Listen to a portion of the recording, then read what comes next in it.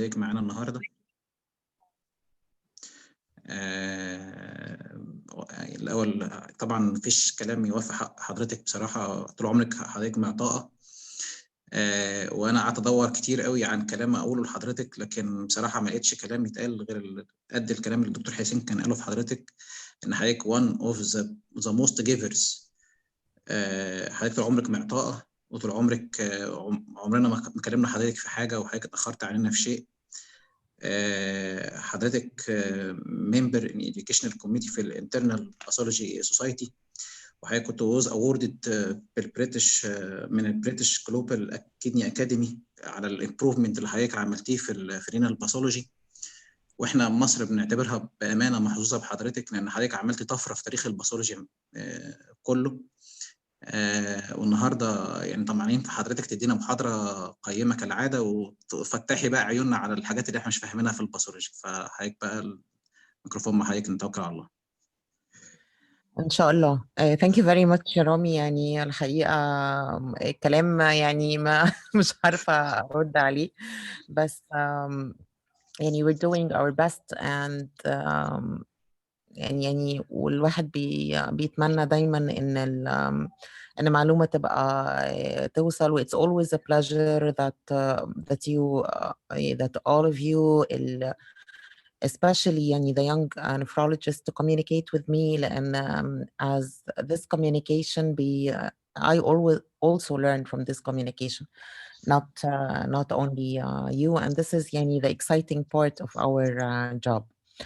Okay, based on Dr. Bakr's request, we wanted to do some transplant pathology. I know that transplant pathology is a very easy subject and that most of you like it very much. So I thought that and that we've already presented previously, as Rami mentioned, within the virtual academy of the late Professor Hussein Shaisha, a lot of basic transplant talks to cover at least the major aspects of transplant pathology. We thought today to present something which is different, mainly to do some form of clinical pathological correlation via some cases. Before we start with the CPC, let's just review where we stand when it comes to allograft dysfunction, specifically acute allograft dysfunction. You know this better than me, and that the major clinical scenarios patients can present with are usually graft primary non-function or delayed graft function, and you see these two scenarios immediately post-transplant. But then we have acute deterioration of graft function, which actually can occur anytime post-transplant. So this is not something which is restricted to the early post-transplant period. And in these clinical scenarios, the commonest causes are usually ischemia, which might progress to infarction, rejection, whether it's an ABMR or T-cell mediated rejection. Is it drug toxicity? Is it infections, bacterial and viral? And less common causes, which usually is not going to cause an acute allograft dysfunction, are recurrent diseases. And within these scenarios, renal biopsy remains the gold standard to identify the cause of the allograft dysfunction, and the most powerful tool we actually have as clinicians to manage our patients. Types of biopsies in renal transplantation are donor biopsy, and we don't use this one. This one usually is for countries where they have cadaveric transplants. And also, not for every cadaveric transplant, donor biopsies are significantly important. When we started to apply donors expanded criteria donors, meaning old age donors or donors with previous diseases and so on. Then we have the 0-hour biopsy, which is the baseline biopsy, what we call implantation biopsy. And this is a biopsy which gives you an idea. It's intraoperative once you implant the transplanted kidney or the graft, and it gives you an idea about the baseline of this kidney that you have grafted. We have the protocol biopsies, or what we call now surveillance biopsy.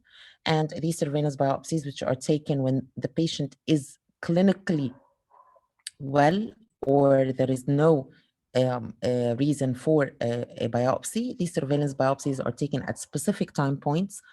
These time points are variable and are flexible, and it depends on the transplantation program you're working with and in the center you are working in.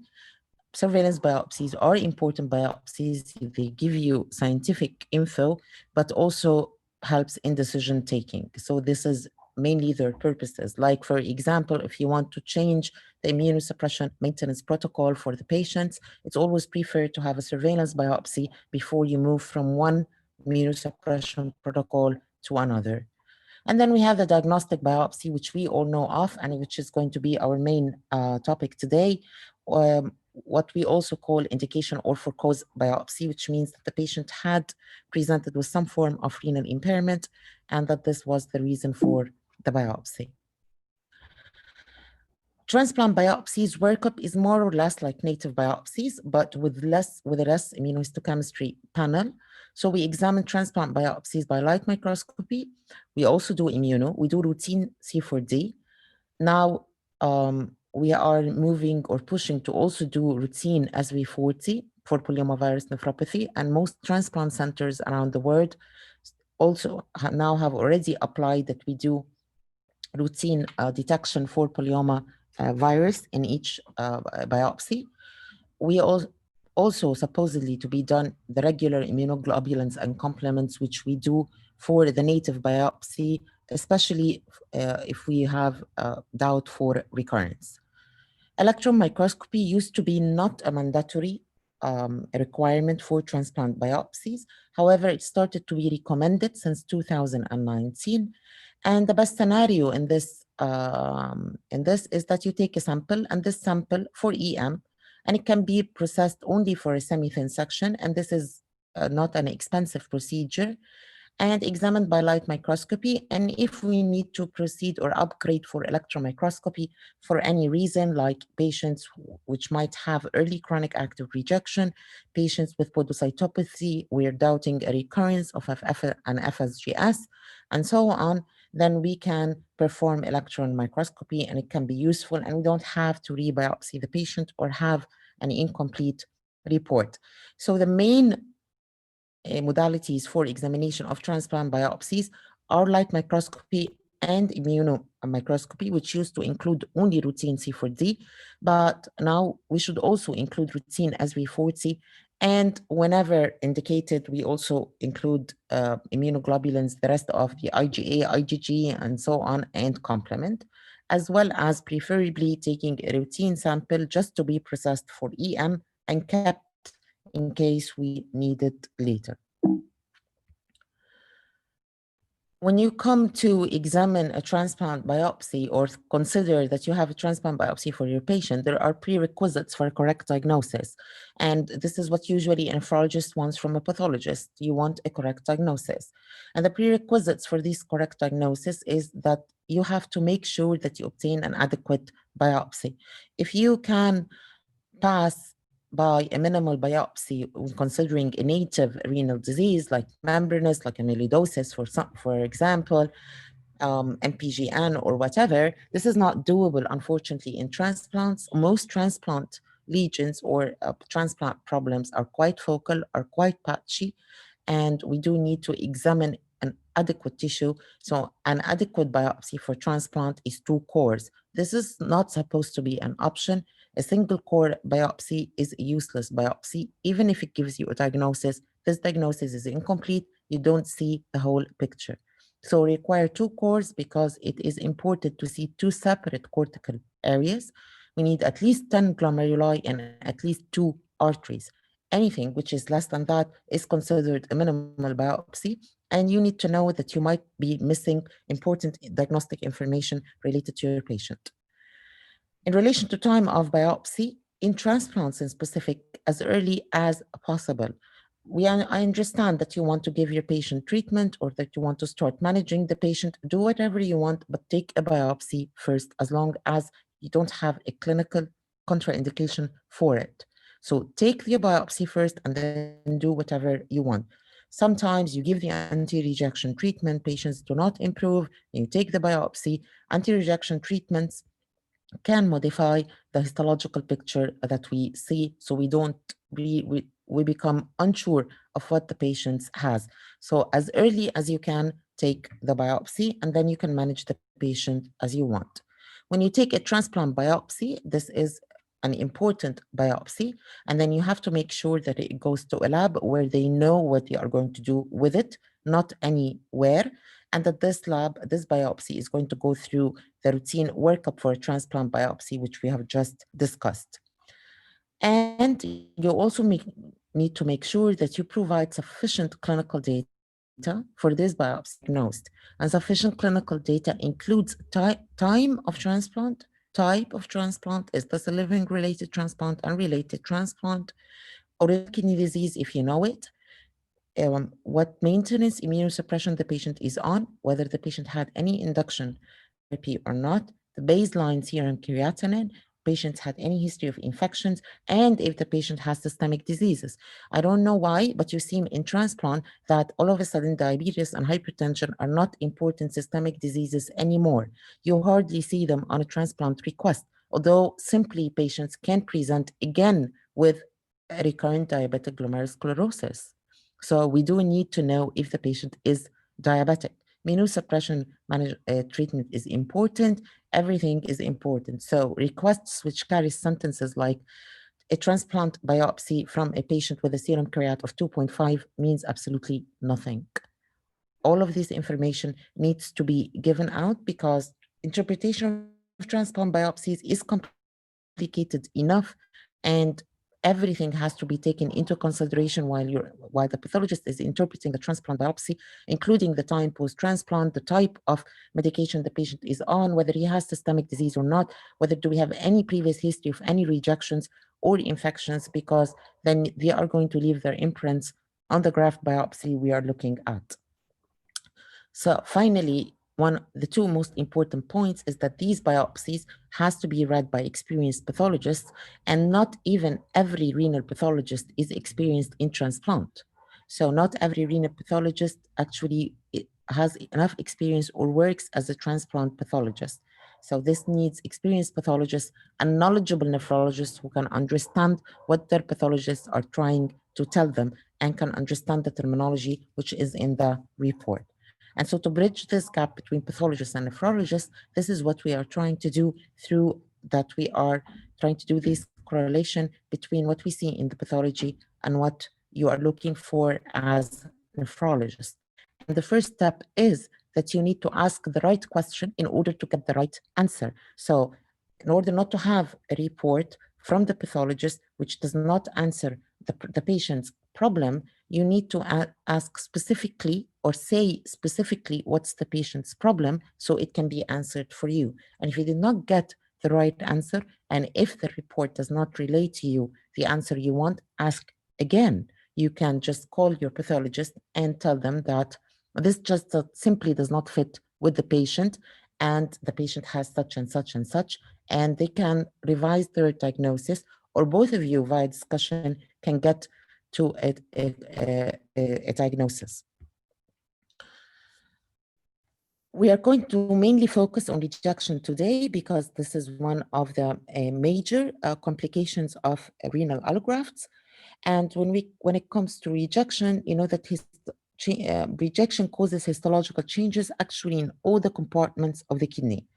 Vascular compartments, the major vascular compartments like the arteries, the minor vascular compartments like the glomeruli and peritubular capillaries, which we call microvascular compartments, and as well as the tubular interstitium, whether tubules alone or tubules and or interstitium. And all these compartments can be affected equally by T-cell mediated rejection or antibody mediated rejection. So there is no preference. Yes, some forms of rejection have preference to special sites sometimes, but at the end of the day, any compartment of the kidney can be affected either by T-cell mediated rejection or antibody mediated rejection. And when we come to discuss transplant pathology, then we cannot discuss it without BANF, as you've all have heard about the BANF classification. And this is just a copy, or just to show you the last update of the BANF in 2019. And I'm going to discuss it through, as we are going through our presentation today, just hinting to the different types of classification, but this is how the classification looks like now. So let's start with our first case. And our first case is a female patient, 38 years old, who received a renal transplant and had delayed graft function, which was initially attributed to a prolonged intraoperative ischemic time. However, on day +5, her serum creatinine climbed to 9 milligram with oliguria. The patient's original disease was lupus. She was on maintenance therapy, TAC, MMF, and steroids, and a graft biopsy was obtained. So this is a patient who presented on, who basically had a delayed graft function, post-transplant, and on day +5, her creatinine became 9. She's originally lupus, and a graft biopsy was obtained. We don't know anything else about the patient. An important point here is that the patient's biopsy was received in 2 separate bottles. One of these bottles were in saline, which was unfixed. However, we processed all the cores in one block. Now, I want to raise the point that saline is not a fixative, and we do not, at least in Egypt, we don't use saline because we don't work on fresh specimens. Our weather and our atmosphere do not allow the tissue to survive. Saline is not going to do anything for the tissue except that this is a wasted, autolyzed tissue. So we work on formalin fixed tissue. So whatever cores, whatever tissue you're going to obtain, or the radiologist you are referring the patient to is going to obtain, you have to stress and make sure that all of these cores are actually preserved in 10% buffered formaldehyde, and that there is no saline. There is no role for saline. We don't need it. You waste your tissue. And this is what happened in this patient. This patient had eventually 2 cores of cortical and corticomedullary tissue. Around 50% of this tissue was autolyzed due to lack of fixation. Although her biopsy was adequate, she had a nice 2 cores with 2 separate cortical areas, and she had an adequate number of gloms, 14 glomeruli, and she had 2 arteries. So everything in relation to the adequacy of the biopsy was perfect, except for the fact that we have 50% of this biopsy was wasted due to the fixation in saline.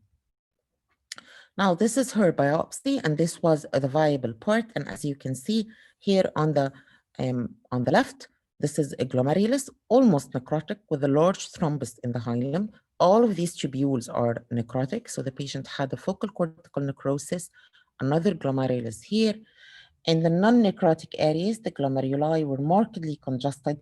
They had inflammation and red cell fragmentation, and the arterioles, as you can see here, also had red cell fragmentation, which is an evidence of hemolysis and small fibrin thrombi. So this patient had thrombotic microangiopathy with focal cortical necrosis, and this was mainly the reason for her delayed graft function. However, her C4D was negative. So I want to ask you, and I want you please to answer on the chat, just with 1 or 2.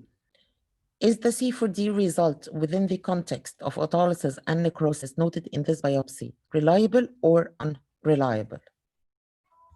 So we will give a minute.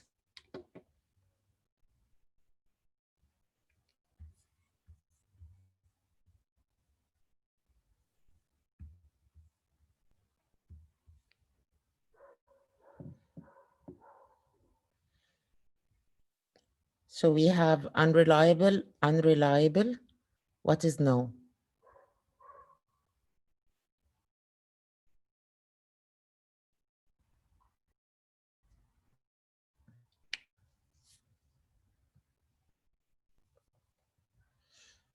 What about the rest?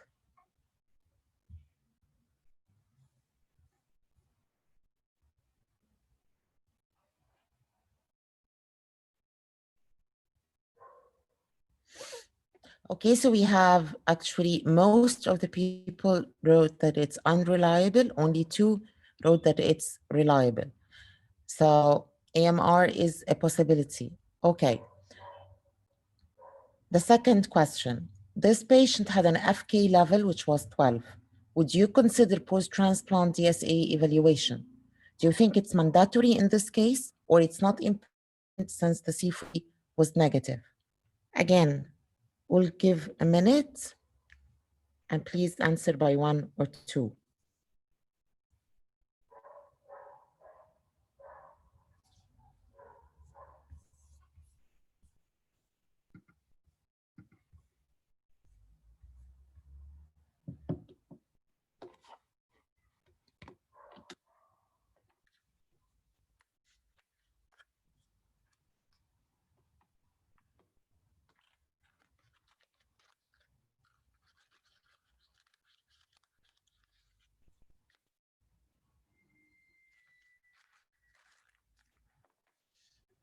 Great. So actually, everybody thinks that within this scenario, the DSA is mandatory, that we have to do DSA.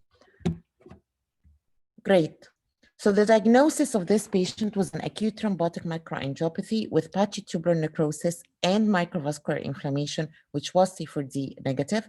Her C4D results, yes, were unreliable because she had a lot of necrosis and already the tissue also was autolyzed, and that these findings were for correlation with DSA levels. So the differential diagnosis in general of TMA in transplants could be CNI toxicity, which most of you did not agree that this is the scenario in this patient. Could it be recurrence? The patient's known disease was, patient is a known lupus. Is it possible that she had antiphospholipids, for example, and this is a recurrence? Or is it an antibody-mediated rejection, considering the time it started and considering the presence of MVI? But why did we decide that this is antibody-mediated rejection and not T-cell-mediated rejection? Why did we decide on this? We decided on this because thrombotic microangiopathy is the dominant lesion in this biopsy, and this lesion is with antibody-mediated rejection. We have no interstitial infiltrate, no tubulitis, and no other evidence of T-cell-mediated rejection. What about the C4D, which is negative? As I said, the patient had a lot of cortical necrosis. However, C4D could also be deposited in low amounts. Still early post-transplant, that's not detectable yet. A patient, if she had received treatment, this could be a treatment effect. If she had any form of induction or received anti-rejection treatment, it was not mentioned on her referral. And if the C4D was focal and was not represented in the biopsy as a form of sampling error, in this biopsy, we don't think so, because this biopsy main problem was the autolysis and cortical necrosis. However, this is a big problem in biopsies, which comes only with one core. So the follow-up for this case, the DSA was not done. They did not do DSA. They managed the patient. The patient did not improve, so a repeated biopsy was performed on day plus 11. This is the second biopsy. And as you can see, now we have extensive hemolysis within the renal tissue. We have bad arterioles with a lot of thrombi. We have a large thrombus in an artery. We had more cortical necrosis. And guess what? In her second biopsy, only a few days later, the C4D was all over the place, in the peritubular capillaries and in the glomeruli. So this was a patient with an acute thrombotic microangiopathy, just consistent with active antibody-mediated rejection, C4D positive. Now let's take another patient with a different scenario. Now this patient was 31 years old male, renal transplant recipient who presented on day plus 3 by increasing serum creatinine up to 2.36 after landing to 1.5. His original disease is unknown. His labs showed mild thrombocytopenia and hemoglobin of 8. A sonography revealed relative decrease in perfusion with normal resistivity index. Patient is on triple therapy, again, TAC, MFA, and steroids.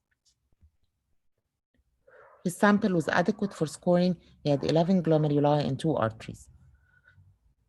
Now this is his biopsy. This is trichromo stain, and as you can see, he had nice glomeruli, nice cortex, and these glomeruli were nice because they had this red thrombi in them, which are actually hilar thrombi, which are fibrin thrombi, and congestion and red cell fragmentation. So again, a TMA. His arteries were fine. There was no evidence of rejection, no interstitial inflammation, no microvascular inflammation, only minimal tubular injury, and his C4D was negative. So another patient, the same time post-transplant, with the same histological presentation. Again, this patient has thrombotic microangiopathy, which is C4D negative. But this time, no microvascular inflammation as well, so nothing actually to signal rejection and nothing to help resolve the process. So let me ask you the same questions again. Is the C4D result of this biopsy reliable or unreliable?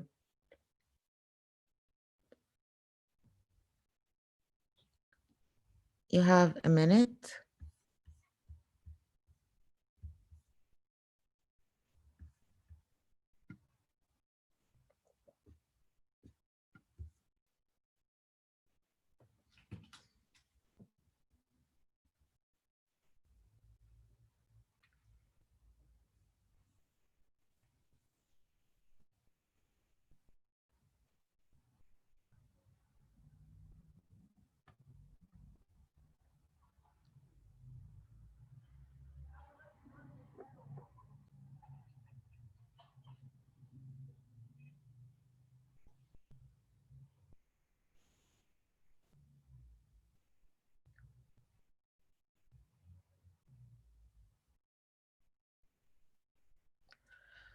Okay, so we have a consensus on that the C4D result of this biopsy is reliable, and it is reliable.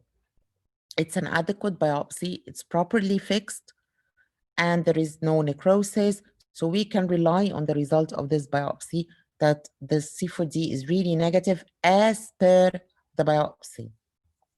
So we'll ask the same question again, and please answer again. For this patient, would you consider post-transplant DSA evaluation? Is it mandatory for this patient or is not important since his C4D is negative and it's reliable this time, and his microvascular inflammation, there is no microvascular inflammation? What do you think? Would you do DSA? With the knowledge that probably you transplanted this patient with a negative DSA.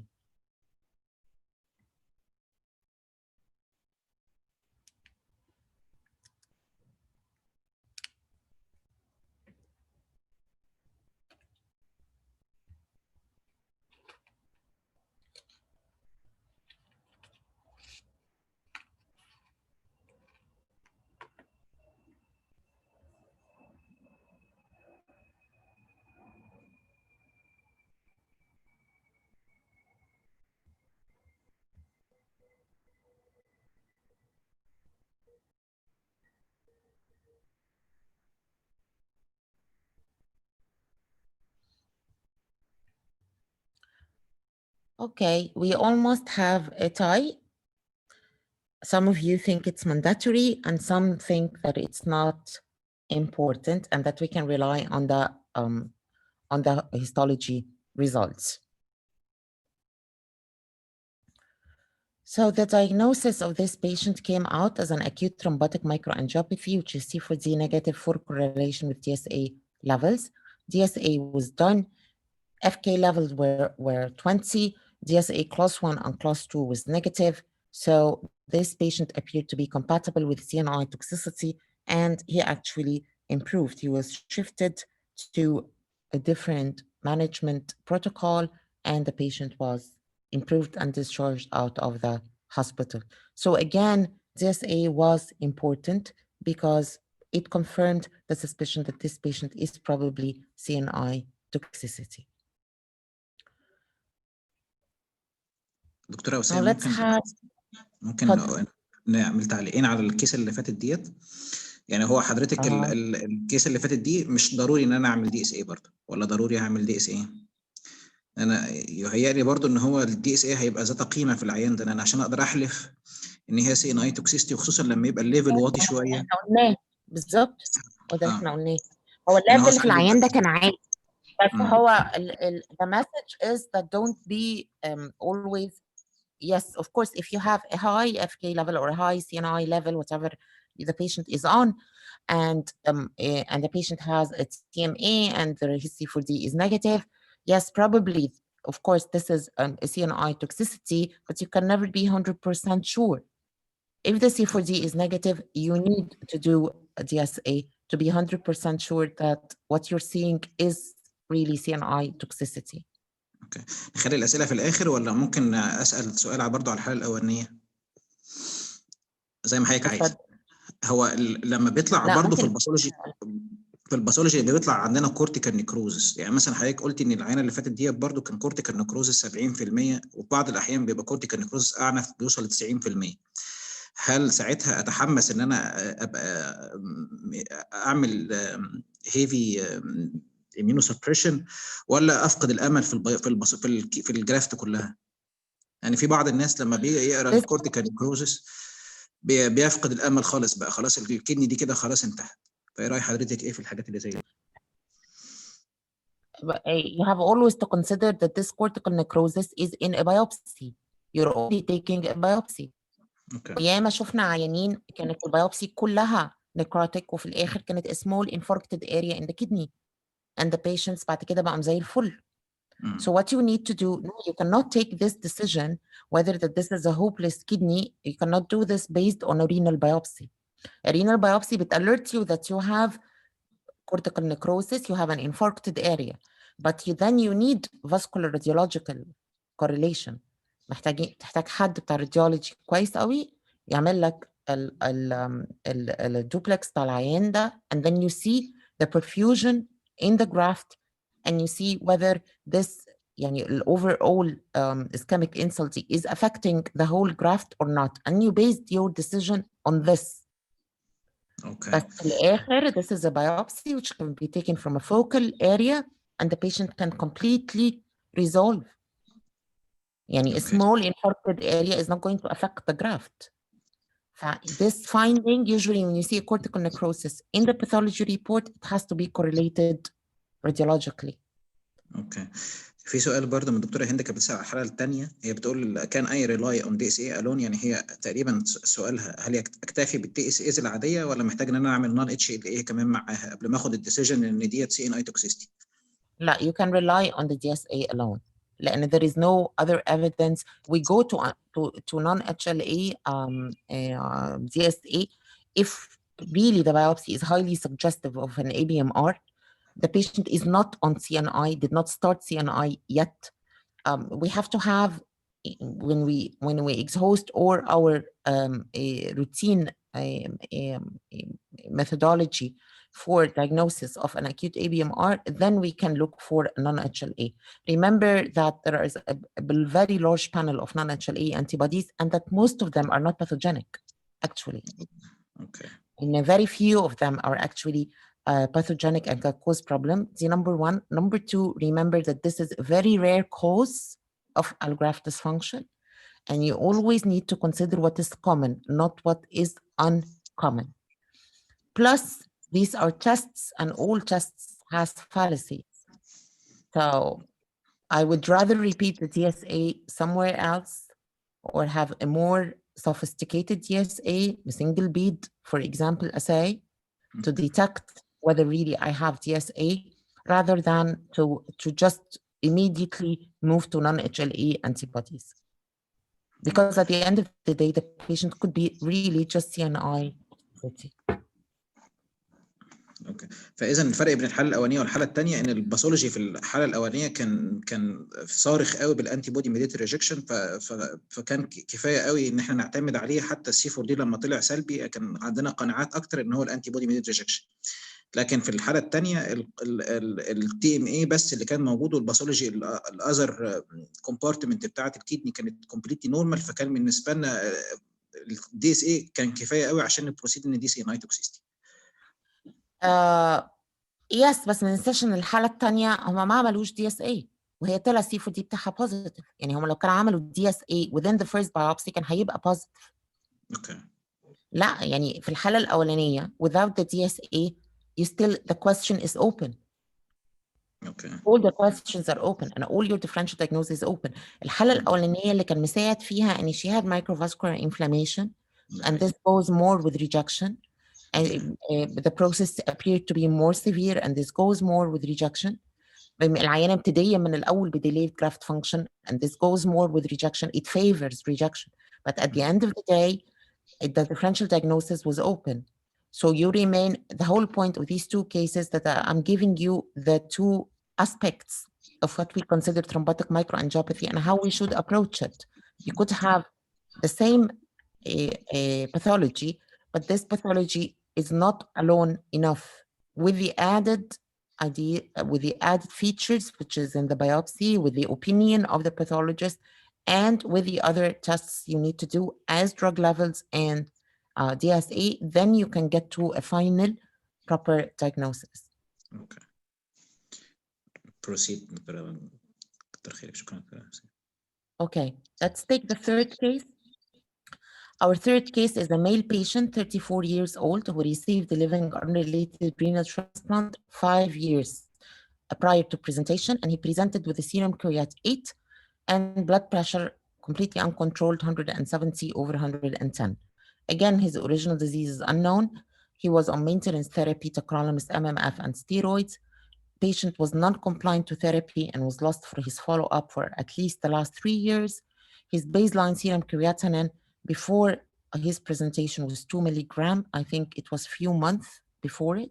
And patient before the biopsy had received 3 IV shots, but he does not improve. Solimidrol shots, sorry, prior to the biopsy with no improvement. His biopsy was adequate. He had 11 glomeruli and 2 arteries.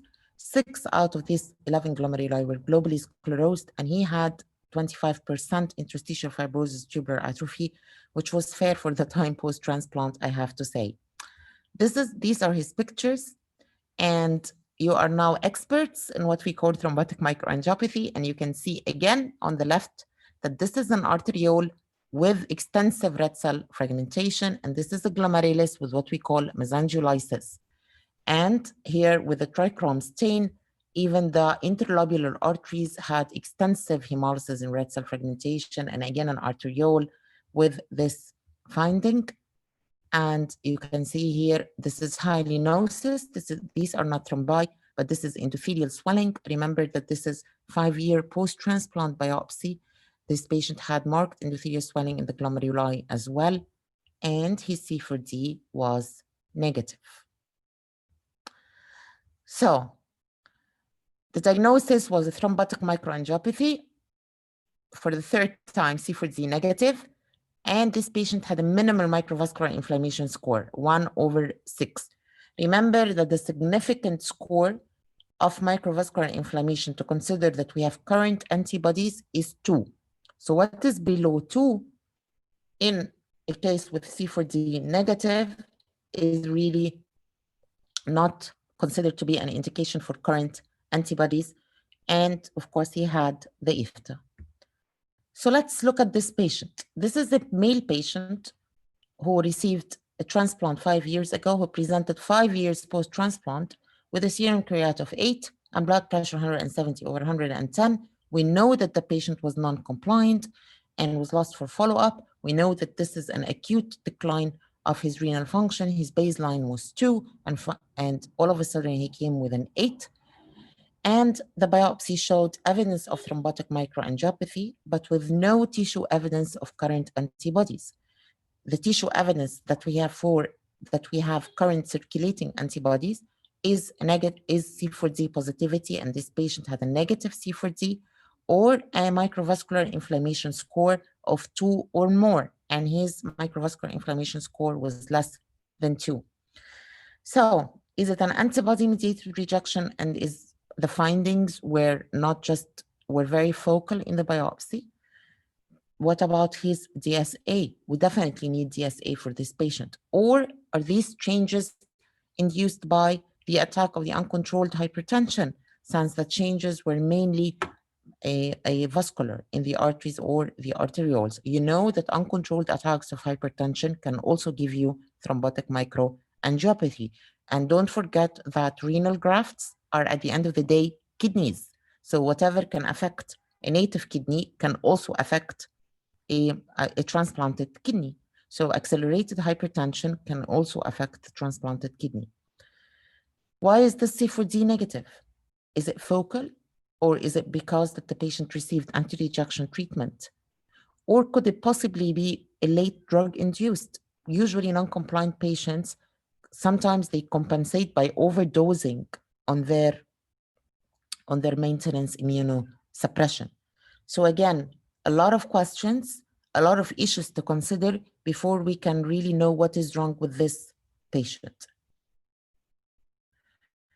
But this patient's follow-up was that the DSA was positive. The patient received, so we considered this ABMR.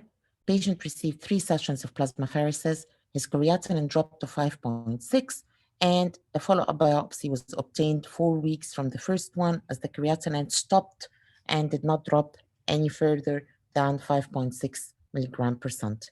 This is his follow-up biopsy, and I want you to look at the left panel.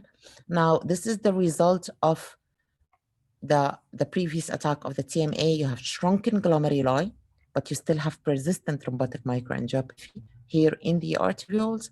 And in this artery, this pink substance is fibrinoid necrosis, and you have a lot of endothelial swelling. On the right hand, you have almost sclerosed or occluded arterioles, and these are the chronic changes up and above, and these are the chronic changes of thrombotic microangiopathy, and chronic changes in blood vessels can occur within few weeks, and you can see this is what we call mucoid degeneration, and in his follow-up biopsy, his C4D was positive, which is a bad prognostic for this. So this patient still had persistent thrombotic microangiopathy with chronic changes. He started to have arteriolar stenosis. His C4D was positive. It's consistent with active antibody-mediated rejection. And he had, of course, he still had the IFTA, which is grade 1. Okay, let us discuss the antibody-mediated rejection in relation to these scenarios, case scenarios I have given you. Now, according to BANF in 2019, we actually have 4 categories now, not only 3 categories, 4 categories of antibody-mediated rejection. We have active ABMR, we have chronic active ABMR, we have chronic inactive ABMR with no further evidence of activity, and we have biopsies where we have C4D staining without evidence of rejection, and usually this is a finding which is seen in ABO incompatible grafts. Now, in relation to active ABMR, so what we consider activity is actually when we can find acute thrombotic microangiopathy is one of the lesions that we can see in active ABMR. The second lesion is microvascular inflammation. Any form of microvascular inflammation is considered a sign of activity. However, microvascular inflammation also plays a role when we need to have evidence of current or recent antibody interaction. So it's either that we have C4D positivity or we have at least moderate microvascular inflammation. That means that we have a score of 2 or more. And number 3 is DSA. However, if your C4D is positive, you can do without the DSA. If you have, of course, the feasibility to do the DSA, you have to do it, because then this is how you're going to follow up your patient. However, if not, then if the C4D is positive, you definitely know that you do have DSA. DSA testing is not mandatory anymore. So the way to approach antibody-mediated rejection is that you find lesions in the biopsy or changes in the biopsy, which we know it's related to antibody-mediated rejection. And then you look for evidence of antibodies to make sure that these changes you're seeing in the biopsy are related to antibodies. And evidence of antibodies are either in the tissue in the form of C4D. If it's positive, then end of story. If it's negative, then you need to find microvascular inflammation. When you have microvascular inflammation, then you need to do DSA to confirm that your patient really has ABMR. The important point, which is stressed in the classification, that these are types and not grades of rejections. So we don't know if the patient who's going to present with only acute tubular injury and he has C4D positivity, so he's antibody mediated, will do better than the patient who has thrombotic microangiopathy. And we don't know if the patient who has thrombotic microangiopathy is going to do better than the patient with microvascular inflammation. We have no scientific evidence of this. So these are not related to severity. These are not grades of rejection. These are just types of rejection. For chronic active ABMR, I want you always to remember that the presence of interstitial fibrosis and tubular atrophy in a biopsy is not related to a rejection process. It's an important prognostic sign. It will govern your judgment whether to give the patient go for aggressive therapy or not, but it's not a rejection-related finding. So chronic active ABMR, we have also specific pathological findings which we look at, and then this what gives you what we call chronic active ABMR. The other point I want to stress on that antibody-mediated rejection can occur any time.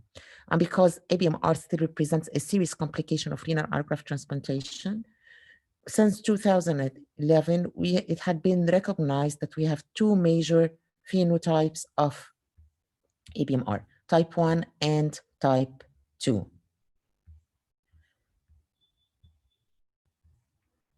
Type 1 ABMR has persistence. This is the one which usually occurs with persistence or a rebound of a pre-existing DSA. These patients are usually sensitized patients. They can be sensitized, low risk, develops early post-transplantation, but can occur anytime post-transplant. This is the type of rejection which presents with an acute decline in function. It has an acute morphology, and it's almost always C4D positive. So if the C4D is negative, usually there is a cause for it. However, in type 2, this is the one which is associated with de novo DSA, mostly in relation to non-adherence, non-compliance. It usually occurs late post-transplantation, but we consider after 6 months or 3 months post-transplant that this can be type 2 as well. It usually presents the slow progressive course, so you don't get this acute decline in renal function. Usually you see in the patient's acute and chronic morphology, and this type of ABMR could be C4D positive or C4D negative. I want to show you data of our patients. These are Egyptian patients, and these data comes from my lab. I'm sorry, it's missing. This data comes out of 2,300 renal, around 2,240 renal allograft biopsies from 2013 to 2017. And this is the prevalence of antibody-mediated rejection we had in our population, which is 25%, which is actually in concordance with the reported literature. However, in prevalence of the ABMR types, when we came to compare how many patients do we have who presents with type 1 and how many patients presents with type 2, 75% of these biopsies, which were around 700 or a bit more than 700, were actually type 2. So we have 75% of our transplant population who are actually non-compliant or they have de novo DSA, and they present with type 2 ABMR. However, in relation to thrombotic microangiopathy, and my point before I get to answer the rest of your questions, and in relation to the 3 case scenarios we have seen, or the 3 cases, because these are actual cases, when we came to look at thrombotic microangiopathy, we found that there is a high correlation of TMA with ABMR. We had 50% of cases of type 1 ABMR, which occurred early post-transplant, which we, in our study, we defined it during the first year post-transplant. 50% of patients who presented with ABMR in the first year post-transplant had thrombotic microangiopathy. However, 15% of patients who presented with type 2, after 1 year post-transplant, and so on, had thrombotic microangiopathy. 80% of the total TMA cases were actually C4D positive, with statistical significance and correlation to antibody-mediated. 94% of the cases in type 1 versus 72% of the cases in type 2. So To answer your questions, yes. When you have thrombotic microangiopathy, you have to thoroughly exclude that this patient is not antibody-mediated rejection. Consider all the causes, why would you have a C4D negative? Why the patient does not have enough significant MVI in the biopsy. You already treated the patient before the biopsy. The biopsy was small. It could be focal. It could be not deposited yet, and so on. So in the cases where you have thrombotic microangiopathy, don't just take the easy way out and consider, oh, that this could be drug-induced or that this could be recurrence. No, the commonest causes of thrombotic microangiopathy are actually antibody-mediated rejection, and also this is correspondent with the international literature. We have a question on the chat, and the question is, if the TSA was positive in case number 2, was this enough? Yes, we would have considered the patient. If the TSA was positive in case number 2, then we would have managed the patient as an antibody-mediated rejection. This is too early post-transplant. If you have donor-specific, this was a patient who presented on day 3, if I remember right, in case number 2, and with a thrombotic microangiopathy, if his TSA was positive, yes, you would have considered the patient antibody-mediated rejection. And I'm going to show you later, again, the rest of the study of how C4D and microvascular inflammation do not correlate early post-transplant.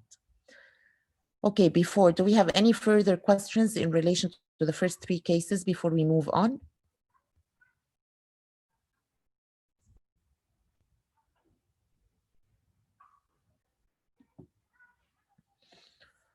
All right, I think we can proceed. Now, this is a male patient who received a renal transplant 10 years ago and presented year 10 with a serum creatinine of 7 and albumin creat ratio of 420 milligram per milligram. No history of significant events for the first 7 years. And the patient had very regular follow-up with serum creatinine levels between 1.2 and 1.6 and no proteinuria. Then all of a sudden he was lost for follow-up for 1 year, after which he presented year 8 post-transplant with a serum creatinine 6, and at that time a renal biopsy was obtained. The patient was maintained all the time on cyclosporin, MMF, and steroids. This is his first biopsy at year 8 post-transplant, and this biopsy showed peritubular capillaritis, as you can see, quite significant. There is inflammation here in the peritubular capillaries. He had a focal C4D. His C4D was 2, and he had also evidence of CNI, chronic CNI toxicity with extensive arteriolar hyalinosis. This is what we call arteriolar hyalinosis, and this is what corresponds to the AH score, which you see in the pathology reports. So his first biopsy was microvascular inflammation, which was C4D positive and consistent with active antibody-mediated rejection. He also had early fibrosis, meaning not more than 25%. In response to this first biopsy, patient received treatment and creatinine landed to 3. He remained stable between 3 and 4, his serum creatinine, till he presented 2 years later with a higher serum creatinine, and another biopsy was obtained, which is biopsy 2. So to remind you, this patient had presented in renal transplant 10 years ago. He presented with a serum creat of 7 and an albumin creat ratio 420. He had a history of an episode of an active antibody-mediated rejection, which was C4D positive 2 years prior to his current presentation.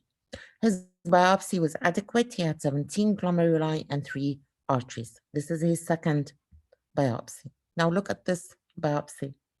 As you can see, he had already interstitial fibrosis and some tubular atrophy. This was his glomeruli. They looked nice, but there was some inflammation in them. And as you can see here, we have extensive microvascular inflammation, peritubular capillaritis. We also had early changes in the glomeruli with thickened basement membranes. Some of them were duplicated, but they were very rare. Again, here, he had duplicated basement membranes, and his C4D was negative. So the biopsy showed transplant glomerulopathy and transplant arteriopathy. I didn't have pictures of it, with microvascular inflammation compatible with chronic active antibody-mediated rejection, which was C4D negative. He had IFTA grade 2, and he had marked arteriolar halinosis. Now, my question, I want you to raise your hand if you think that we need to do DSA for this patient, if you have any doubt that this patient has actually antibody-mediated rejection. I mean for diagnosis, if you need to do DSA for diagnosis, do you have any doubts? If you have any doubts that this patient has active antibody-mediated rejection.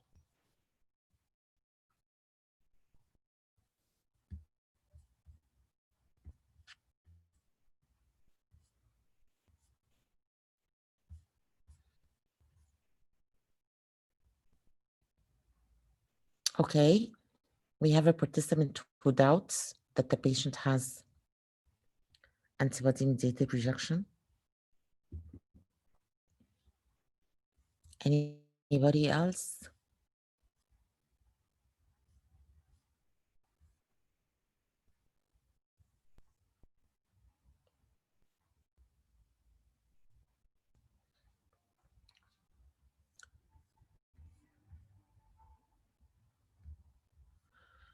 Okay, now this patient had a late, what we call type 2 antibody-mediated rejection with a significant microvascular inflammation and evidence she had transplant glomerulopathy and arterial changes, which are both consistent with chronic active ABMR. So all of these findings are with an antibody-mediated rejection or a chronic active antibody-mediated rejection. Sorry. And we have just mentioned that most late antibody-mediated rejection also can be C4D negative. Yes, you might need to correlate with DSA, but in this patient, we don't need to, because this patient already had history of a positive C4D. And this is, you need to know that C4D comes and goes. So a positive history of C4D is enough to confirm that the patient had DSA. And you know better than me that all of these patients who present late post-transplant with ABMRs have poor prognosis. They usually don't respond well to treatment. It's very difficult to get rid of their DSA. And the best we can do is that we control them and keep the graft condition as it is. So, in spite of that, this patient had a negative C4D on his second biopsy, but still this did not raise any doubts that he might have antibody-mediated rejection, because first, he had all pathological findings with the fact that he has ABMR. Second, we already had enough evidence that he had history of antibody-mediated rejection in his previous biopsy, which was C4D positive. In relation to the fact that his C4D in first biopsy was 2, meaning that it's a focal C4D, I just want to go through with you is that we have 2 methods of staining of C4D. We either use immunofluorescence or immunoperoxidase, and immunofluorescence is only done on fresh specimens, so we don't do it here in Egypt. There is absolutely no center who works immunofluorescence on C4D. Even centers who works immunofluorescence on C4D, as Mansoura, works it also on paraffin tissue, not on fresh tissue. So all of us works with immunoperoxidase, and immunoperoxidase is 1 grade less sensitive than immunofluorescence, and hence since 2013, that's almost 8 years back, we have decided, or the BANF community have decided in the transplant community, that any C4D staining more than 1% in the biopsy, meaning a single peritubular capillary in the biopsy, which is C4D positive, if you're performing immunohistochemistry or immunoperoxidase, meaning if you're working on paraffin tissue, if it's whatever the technique is, but if you're working on formalin fixed tissue in the cortex or medulla, is considered C4D positive. So If we are working on fresh tissue with IF, then we could have a problem with C4D score 1, which means that we have less than 10% of the peritubular capillaries. But this is not an issue at all in our country because we don't have this technique. So whatever C4D positivity which is seen in the biopsy is a positive C4D. However, the score do correlates very nicely with the amount of TSA you have. The higher the C4D score you have, the more TSA you have. So again, in our patients, and if we looked a comparison between the C4D status and microvascular inflammation, in type 1 ABMR, in our biopsies, 80% of the patients were C4D positive, while we had only 20% of C4D negative. While in type 1, only 44% of patients had microvascular inflammation, while the majority of the patients did not have any form of microvascular inflammation. So 80% also of the microvascular inflammation, which was present in type 1 ABMR, was only score 2, and it was mainly glomerulitis, and there was no statistical correlation between the C4D positivity and microvascular inflammation in type 1 cases. Again, if you check the international literature, you will find the same result, and this is what I was just saying, that in early ABMRs, there is no correlation between the microvascular inflammation and the C4D positivity, meaning that you do not have to have a C4D positive biopsy because you have MVI. The scenario is different in type 2. In type 2 ABMRs, actually, we have a higher percentage of C4D positivity in type 2 ABMR than what's reported in international literature. And this is probably because our patients do present late or the biopsies are taken a bit late. We had 60% of the patients in type 2 ABMR were actually C4D positive, and 92% of them had microvascular inflammation, which is, of course, the reliable criteria to consider antibody-mediated rejection in type 2 ABMR. All the cases with an MVI score of 4 or more were C4D positive. So C4D significantly correlated with higher microvascular inflammation scores starting for more than 4. So the more microvascular inflammation we had, the more chance was that this C4D of this patient is going to be positive.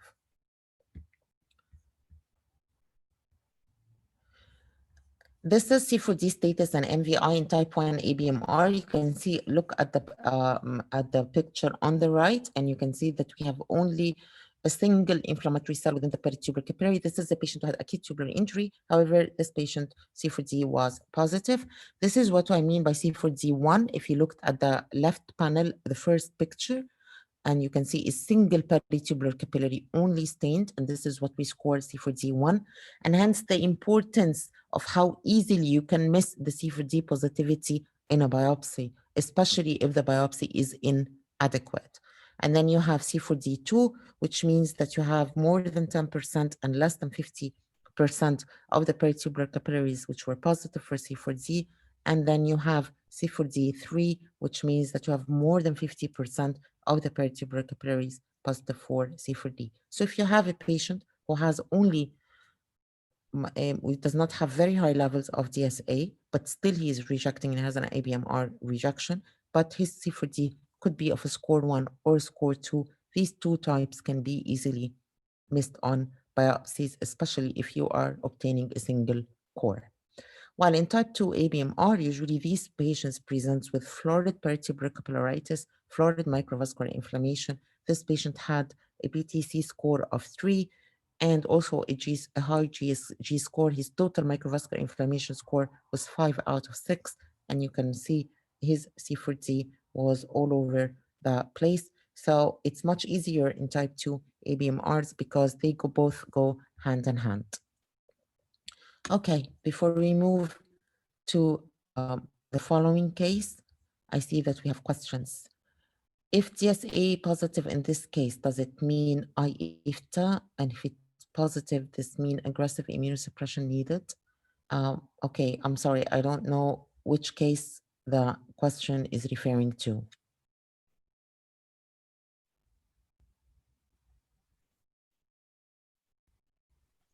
but there was no IFTA in any case I have shown till now. Oh, so just the previous case. No, IFTA means that you have interstitial fibrosis and tubular atrophy with significant inflammation. This is not, this was not mentioned at all in this case. This patient did not have this. If the DSA is positive, he definitely has positive DSA. The patient had positive C4D. So this patient definitely had DSA. And yes, you need to have aggressive treatment since he did not have any evidence, at least in the first biopsy, of any chronic changes. He only had an acute or an active antibody-mediated rejection, which was C4D positive. And yes, he needed aggressive treatment.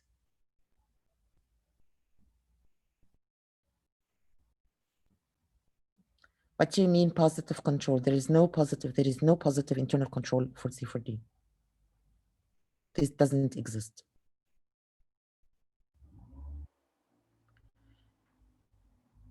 No, C4D means activity. DSA can be there and the patient does not have rejection. When you have tissue evidence that you have antibodies, that means that these DSAs are harmful, are starting to be pathogenic, and this is what we mean activity. So it's C4D, which means activity, not the DSA. The DSA will be present all through.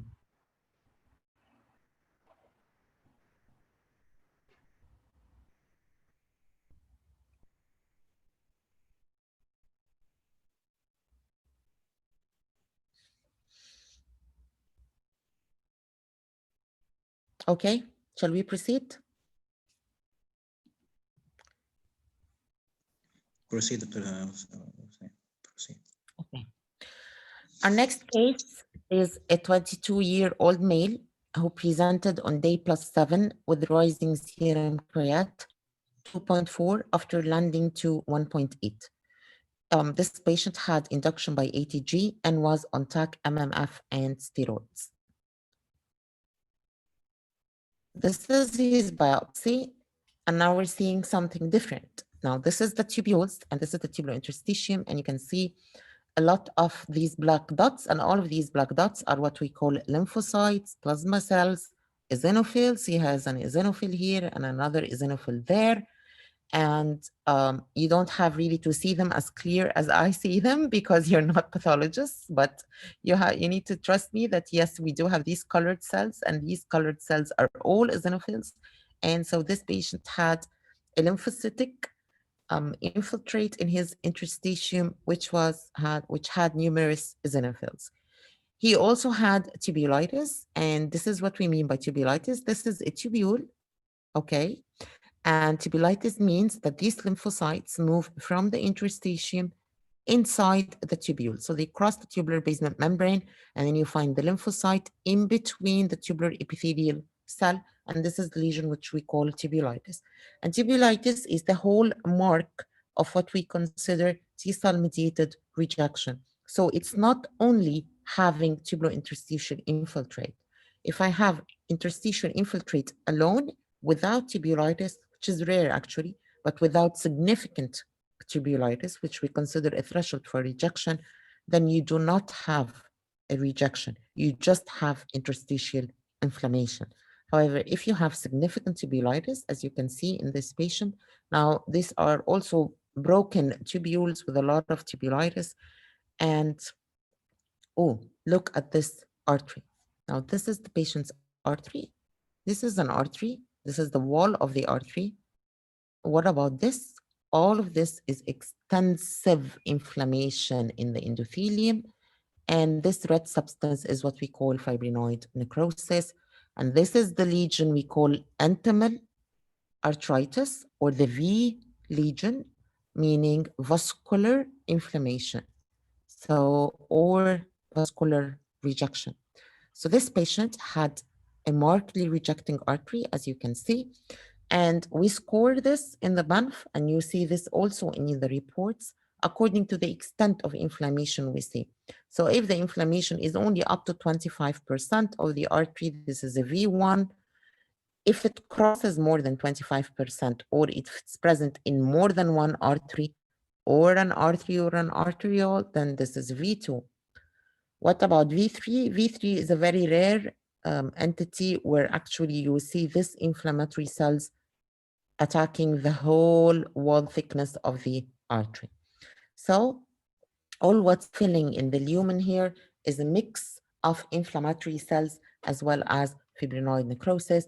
So this is what we call a V lesion. And V lesions, vascular, what you guys call vascular rejection or rejection in the blood vessels, are in more than 95% of cases a T cell mediated rejection, not antibodies. And I'm stressing, these lesions are mainly T cell mediated lesions, and they are not antibody mediated lesions. These are macrovasculature, not microvasculature. So this patient had tubulitis, interstitial inflammation, as well as a V lesion, or what we call V2.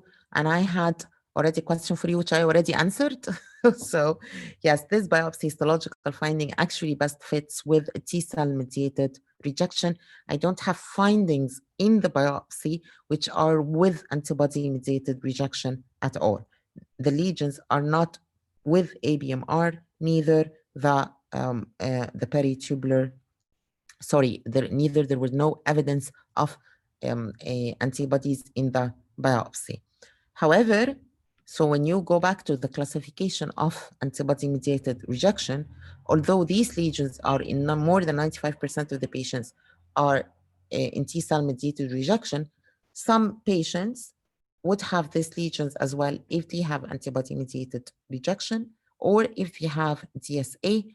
And in this scenario, then we call these types of rejection either mixed rejection, because this patient also has interstitial inflammation. So for now, this was not applicable for our patient as per the biopsy, as per the presentation. So the diagnosis was an acute T-cell mediated rejection, which was BANF type 2B, C4D negative. Raise your hand if you think we should have done DSA for this patient.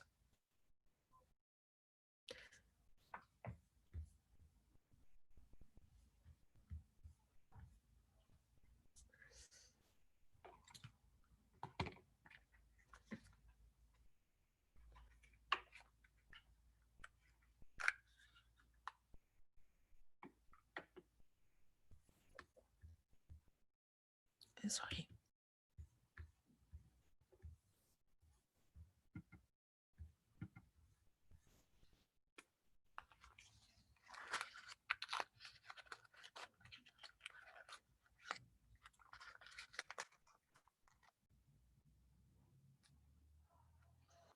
So far, we have a tie. 3 no, 3 yes. What about the rest?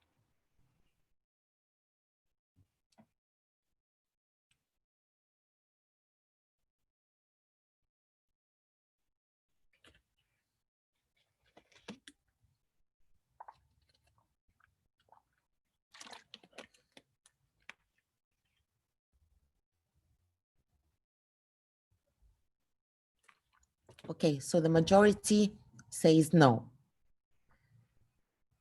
but with a very close difference. There is no right or wrong in this scenario.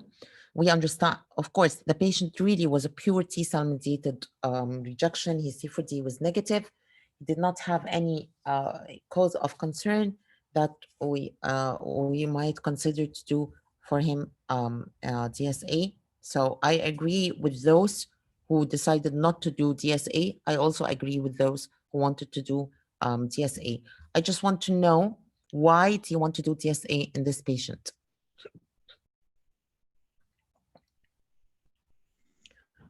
هو قرار الدي اس اي هيفرق معانا بس في الريجيمين بتاعنا، مش اكتر ولا اقل. يعني هو دلوقتي العيان يا اما بيور تي سيل ميديت ريجكشن يا اما ميكسد.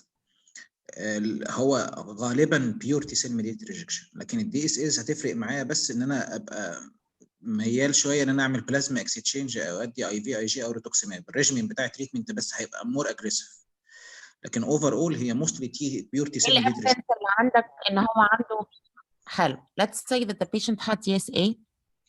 ايه evidence اللي عندك في البيوبسي which says that you have a marked that this DSA is pathogenic? V2. ال V2 okay. Fair enough. حد عنده رأي تاني هو عايز يعمل DSA ليه؟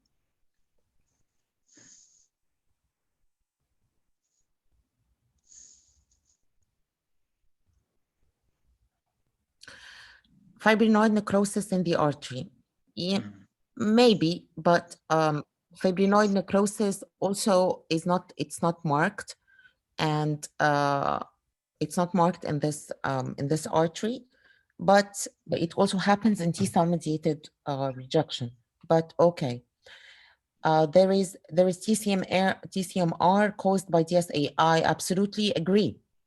I 100% agree. Yes. DSAs can induce T-cell mediated rejection. 100% agree. PTC, fine. A very good question. Thank you very much, Hind, for raising up this this point. We said that we want to look for microvascular inflammation as one of the signs for if we have an ABMR, and as well if we have if we can look at the peritubular capillaritis as an evidence of the presence of antibodies. However, you cannot rely on peritubular capillaritis if you have interstitial inflammation, because if you have interstitial inflammation, you are going to have peritubular capillaritis. This happens. So you do get peritubular capillaritis in T-cell mediated rejection. When can I consider that this may be also a mixed rejection, or we really need to do DSA if I have glomerulitis?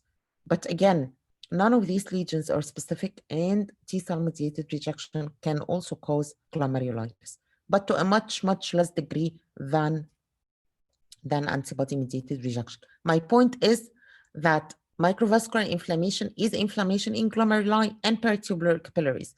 If you have both, then we are going to raise the issue that we do have some form of significant microvascular inflammation, and then maybe you really need to look for DSA, or we raise the possibility that we could have a mixed rejection, which is not represented.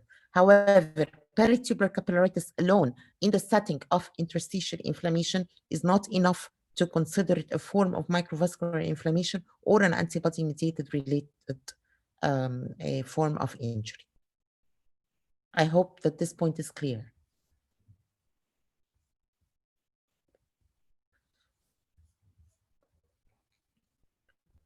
Okay, let's look at the categories for T-cell mediated rejection in BAMF 2019. And T-cell mediated rejection is category 4, while ABMR was category 2. And we have category 3, a very much favorite category by all of us. I know that you guys hate it when you see this this diagnosis in the pathology report, which is borderline or suspicious for acute T-cell mediated rejection. In BAMF 2019, the definition of this category was actually modified. We were hoping that it was going to be completely removed, but it wasn't. So it's modified, and it means what it means. It's suspicious for an acute T-cell mediated rejection, full stop. And that's it. However, T-cell mediated rejection now includes all the types of acute T-cell mediated rejection, which are type 1, which is basically, or grade 1, which is basically tubular interstitial. We have grade 2 and grade 3, which is vascular. Grade 2 has A and B depending on the V score, like our patient, which is V2. And then we have grade 3, which is transmural arthritis. And actually, it's grade 3, which carries a more chance that it's an ABMR rather than the other V's, but at the end of the day, there are no rules. And then we have chronic active T-cell mediated rejection. We also classified into grades, and grade 1 it's the same system like the acute one. Grade 1 is related to the tubular interstitium, while grade 2 is chronic graft arteriopathy, or what we call transplant arteriopathy, where we have arterial entomal fibrosis with mononuclear cell inflammation in the fibrosis and formation of neo-entoma.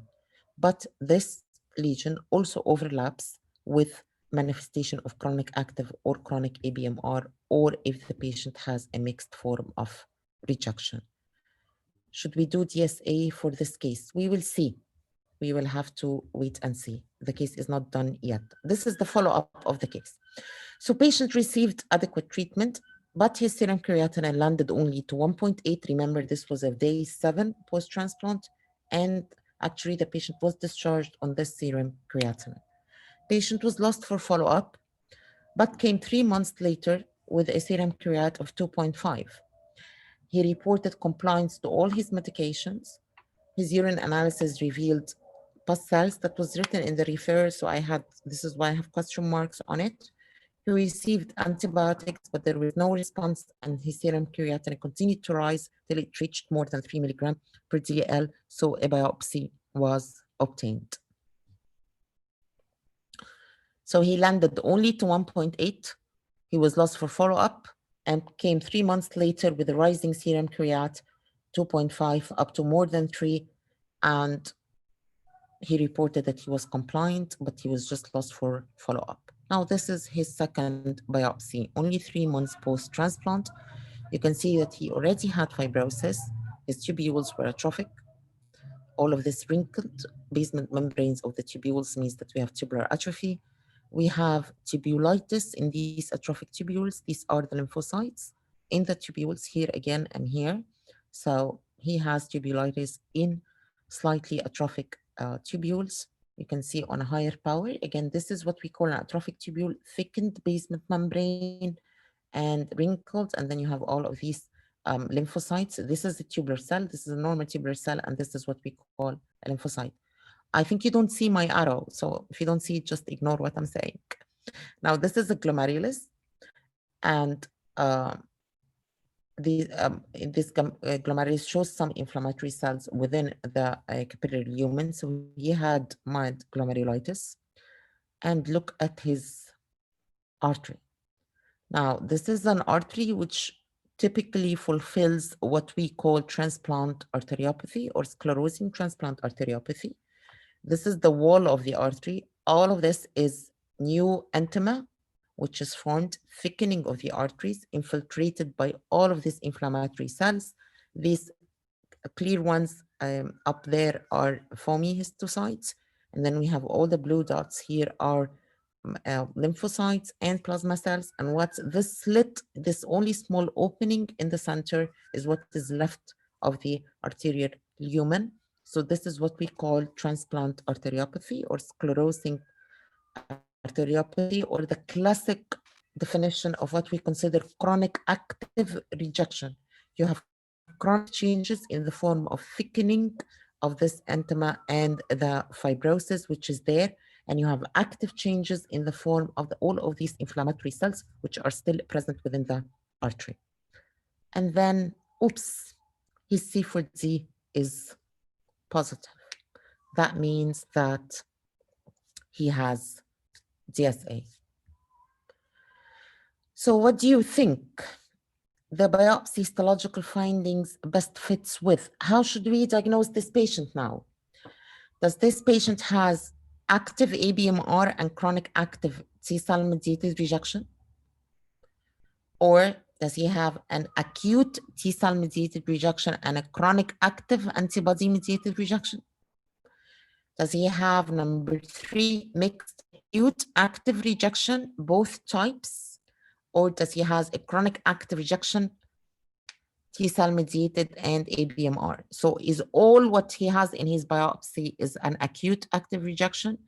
Or is all what he has in biopsy, he has a chronic active rejection? Or does he have a mixed form between an acute and chronic active form? And which one do you think it's active and which one do you think it's chronic active? I know this is a difficult one, so you can take your time.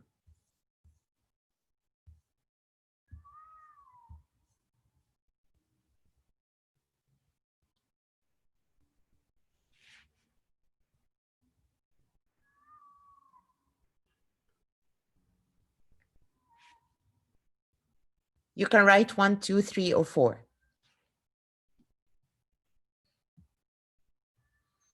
If you want me to take you back to the findings in the biopsy, this patient had evidence of a tubulitis in atrophic tubules. He had neoentima and transplant arteriopathy. He had a positive C4D with glomerulitis and peritubercular pruritus.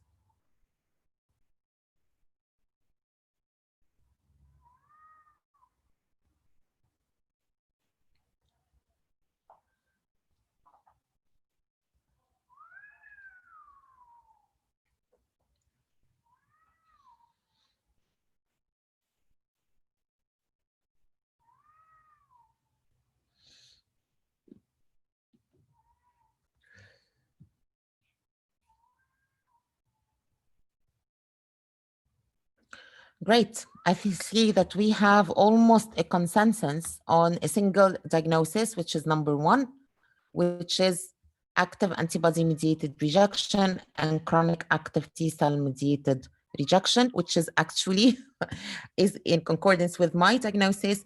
And yes, this patient had a mixed form of rejection.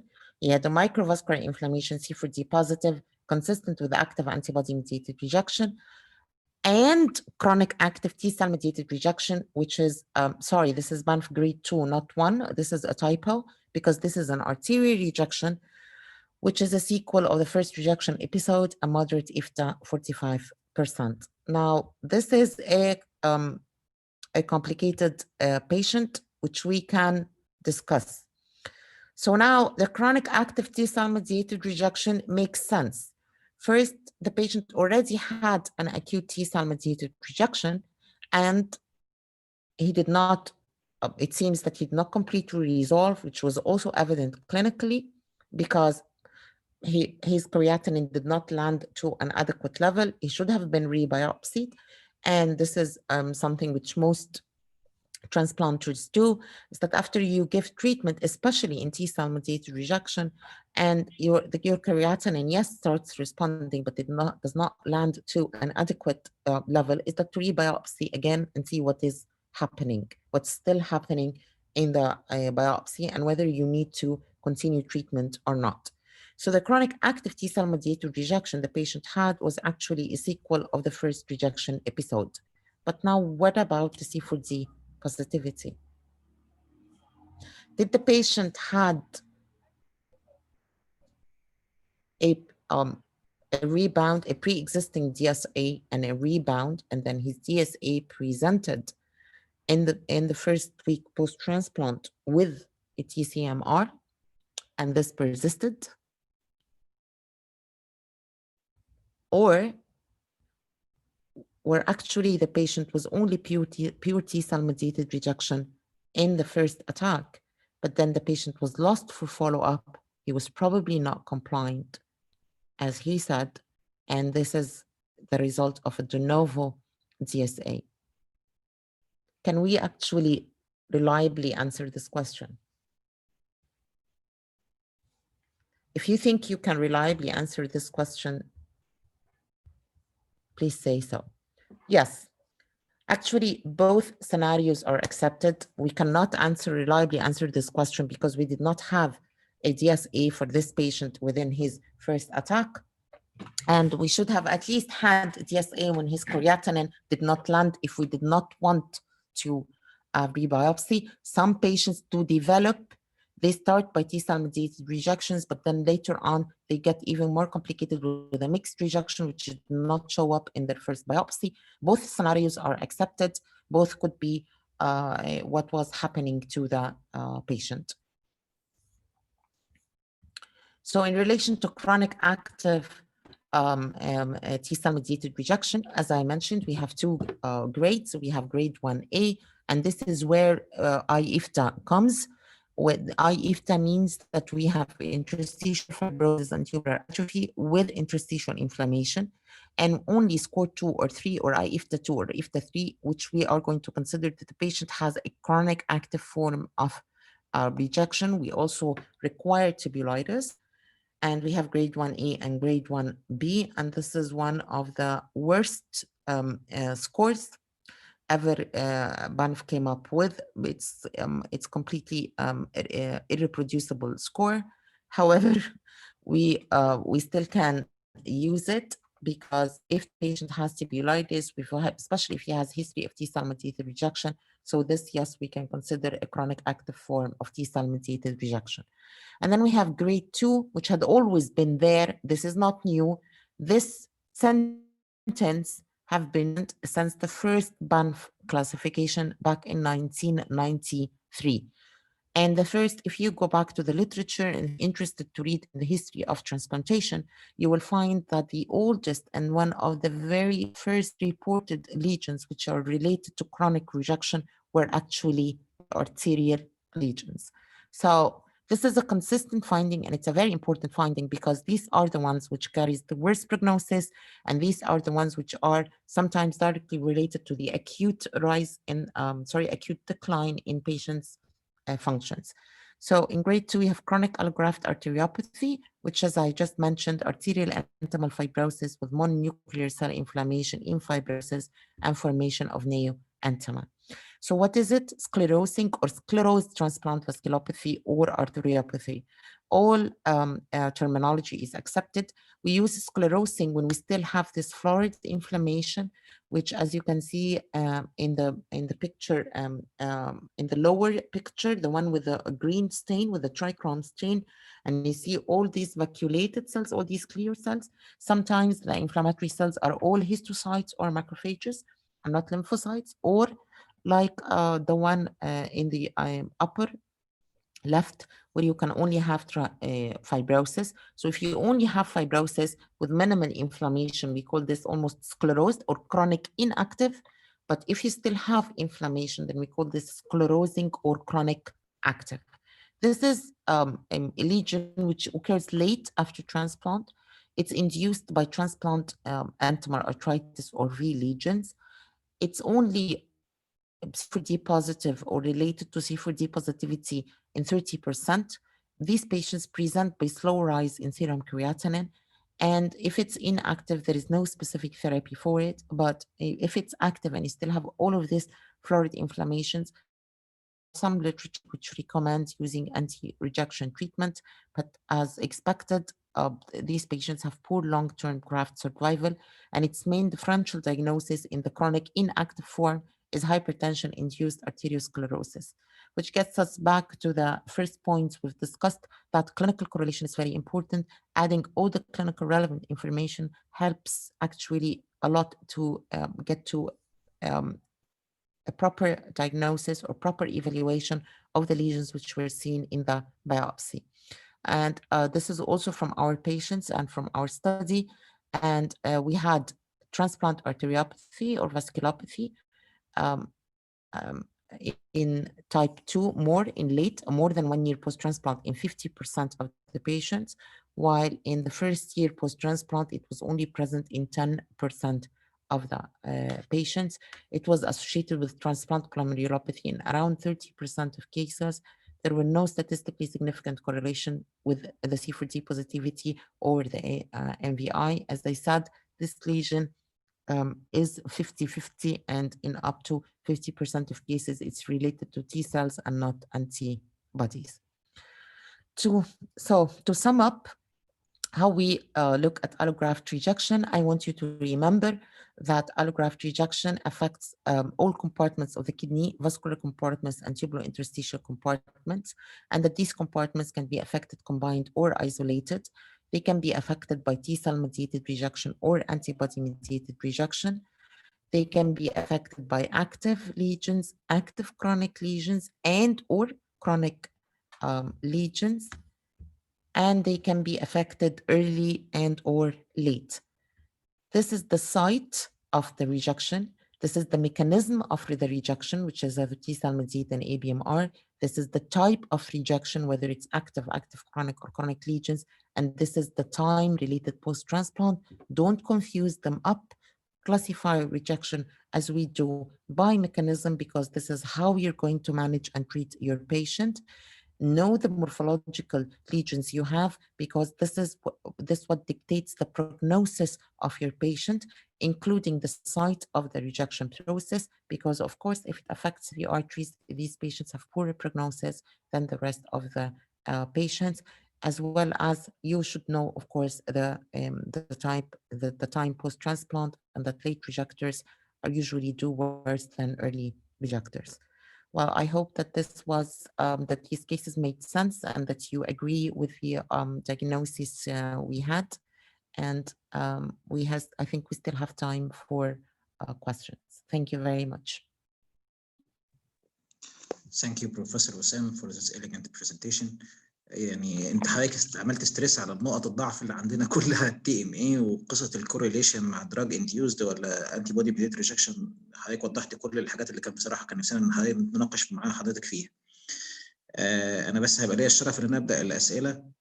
انا كان عندي سؤال دايما بساله لنفسي، هو انا الاميونوفلوريسنت اقدر اعمله على البارافين سيكشن ولا لا؟ وايه قيمه ان انا اعمله على البارافين سيكشن؟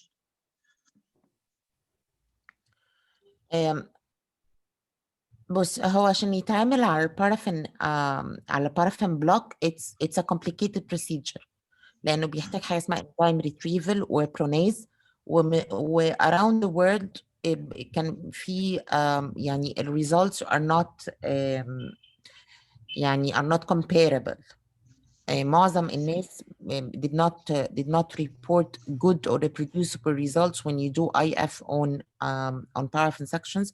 I only know of a single lab in India, in Delhi, where it seems that it to be working very fine with them.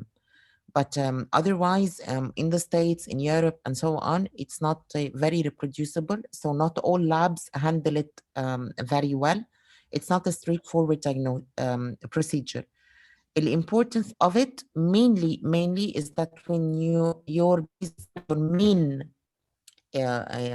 panel of is immunofluorescence, when you're routinely doing immunofluorescence, so you obtain a separate core for immunofluorescence, and then this core turns to be medulla.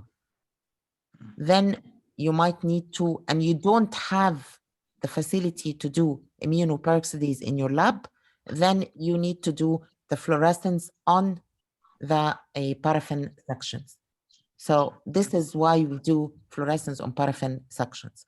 There is, of course, another use for it, but it's irrelevant today. It's for what we call masked deposits by immunofluorescence, masked IgG deposits by immunofluorescence. Sometimes, although fluorescence is supposed to be a more sensitive technique than peroxidase because the tissue is not formalin fixed, but sometimes immunoglobulins in native biopsies do not show in immunofluorescence and show when it is when this fluorescence is performed on immunoperoxidase. But these are exceptions. So the major cause or the main role for performing immunofluorescence on paraffin sections is that when you are mainly working with immunofluorescence and you don't have tissue to do immuno on, so you need to perform it on immunohistochemistry and this, on paraffin. And this is why all the big labs, renal pathology labs, who of course work with routine immunofluorescence, also developed their own immunoperoxidase system for this, because it's easier to do immunoperoxidase, although it's much more expensive than to just rely on fluorescence on paraffin blocks. But quite a number of labs do it. اوكي، شكرا لحضرتك. المحاضرات اللي كان الدكتور احمد حلاوه كان مع حضرتك فيها كان بيشرح ان هم بره تقريبا بيعملوا الاميونوفلوريسنت على البارافين ككنترول. انا برضو ما استوعبتش النقطه دي خالص، فكنت عايز اسال حضرتك عليها، فقلت فرصه النهارده نسال حضرتك عليها يعني. لا، ككنترول، علشان كانوا بيبقوا خايفين ان هم they miss it في الكور بتاع الاميونوفلوريسنس، انا عشان يبقى فوكال. هو مش ككنترول، هو to make sure that they did not miss the C4D على البارافين سيكشن. لا، يعني هو دلوقتي he has when you're doing immunofluorescence you need to obtain two separate cores, one for immunofluorescence and one for one or two for light microscopy. So if you only have one for light microscopy and you have one for immunofluorescence and the C4D was negative on immunofluorescence, you have the problem of a focal C4D, which might have been in the other core, which was processed for formalin. So they do it on formalin to make sure that they did not miss the for D. You understand? Oh, this is the whole point. awesome. Yeah. اوكي. في اي اسئله تانية من الاودينس؟ في أسئلة على الشات؟ لا ما مش أسئلة. كلهم شكرا لحضرتك بصراحه. حضرتك والله محاضره عظيمه كالعاده، وخدنا وقت حضرتك كتير، وشكرا الف شكر على المحاضره القيمه. مفيش كلام، شكرا والله يا دكتوره وسام على حضرتك، على تعاونك معانا. في ميزان حسناتك يا رب، وكتر الف خيرك. يا رب يا رامي، يعني أتمنى إن الناس تكون انبسطت يعني، وإن يكون محاضرة عظيمة، كانت مفيدة. محاضرة عظيمة كالعادة دكتورة وسام، محاضرة عظيمة كالعادة. شكرا دكتورة وسام، ومش